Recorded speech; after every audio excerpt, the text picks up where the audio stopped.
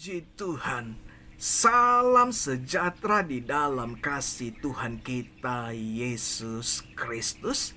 Shalom Bapak Ibu, saudara-saudariku yang dikasihi oleh Tuhan.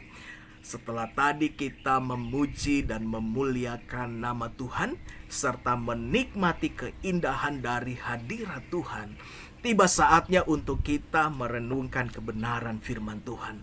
Saya percaya saudaraku, kebenaran firman Tuhan inilah yang dapat menuntun kita kepada kehidupan yang kekal. Itu sebabnya mari kita buka Alkitab kita. Kita buka kitab Injil Yohanes, pasalnya yang ke-21, ayatnya yang ke-20, sampai kepada ayatnya yang ke-23. Saya percaya saudaraku, dari narasi firman Tuhan ini ada sebuah pesan khusus yang akan Tuhan sampaikan dalam kehidupan kita sebagai orang-orang yang percaya. Sebuah pesan yang dapat kita jadikan pedoman dan prinsip di dalam kita melangkah di dalam kehidupan ini. Nah, firman Tuhan bilang begini, ayat 20.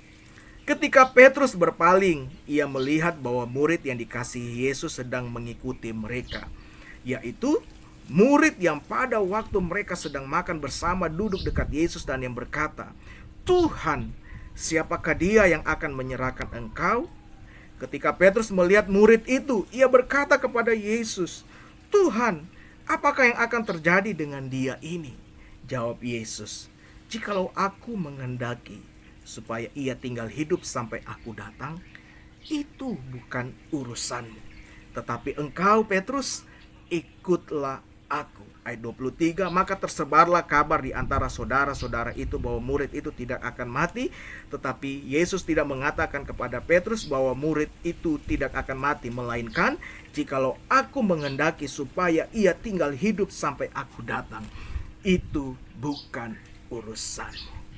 Berbahagialah mereka yang mendengar dan melakukan setiap apa yang dikatakan kebenaran firman Tuhan. Jadi bukan mendengar untuk melupakan, melainkan sungguh-sungguh melakukannya di dalam kehidupan sehari-hari. Nah, Bapak Ibu yang dikasihi oleh Tuhan, Satu bagian kebenaran firman Tuhan yang kita baca dan renungkan pada pagi hari ini merupakan dialog yang terjalin di antara Petrus dengan Yesus, di mana Petrus mempersoalkan dan bertanya tentang akhir kehidupan dari salah seorang murid yang dikasihi oleh Yesus, yaitu Yohanes. Petrus mempersoalkan hal tersebut oleh karena sebelumnya Yesus sudah menyampaikan kepada Petrus tentang akhir dari kehidupannya. Ayatnya yang ke-18 sampai kepada ayatnya yang ke-19, di sana dengan jelas firman Tuhan menuliskan tentang akhir dari kehidupan Petrus. Kehidupan Petrus akan berakhir pada kematian, yaitu mati syahid dengan memuliakan Allah di bawah perintah Kaisar Nero. Sejarah menuliskan bahwa Petrus mati disalib dengan posisi terbalik. Nah, setelah Petrus mengetahui akhir dari kehidupannya, tentu Petrus pun juga ingin tahu bagaimana akhir dari kehidupan salah seorang murid yang dikasihi oleh Yesus yang lainnya, yaitu Yohanes. Petrus bertanya dan mempersoalkan sesuatu yang bukan esensi dan yang semestinya tidak perlu dia tahu di dalam kehidupannya. Petrus bertanya kepada Yesus, "Tuhan, apakah yang akan terjadi dengan dia ini?" Maka Yesus menjawab pertanyaan Petrus, "Jikalau aku menghendaki supaya ia tinggal hidup sampai aku datang, itu bukan urusanmu. Tetapi engkau Petrus, ikutlah aku." Nah, Bapak Ibu yang dikasihi oleh Tuhan, dari dialog ini, dari pertanyaan Petrus kepada Yesus dan jawaban Yesus kepada Petrus, kita mengambil sebuah pelajaran iman bahwa dalam kehidupan kita sebagai orang yang percaya, alangkah penting untuk kita tidak bertanya sesuatu yang bukan esensi dan yang tidak perlu kita tahu. Salah satunya adalah tentang hidup dan mati seseorang. Nah, saudaraku yang terkasih, berbicara mengenai hidup dan mati, itu murni adalah kedaulatan Tuhan. Orang dapat hidup lama dalam kehidupan ini ataupun memiliki kehidupan yang pendek dalam hidup ini, itu semuanya ada di dalam kedaulatan Tuhan.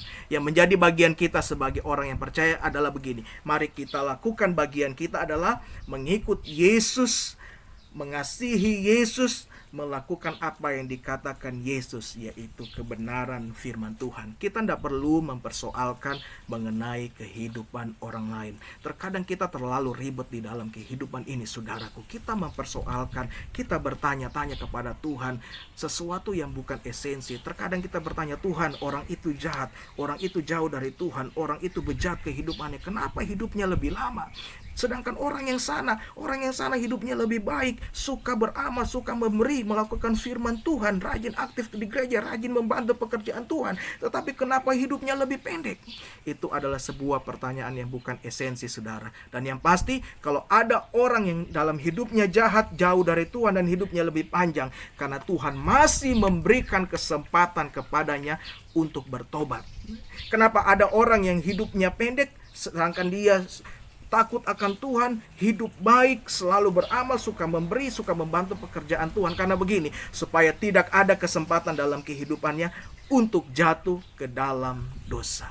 Terkadang pun juga kita mempertanyakan tentang bagaimana orang mati.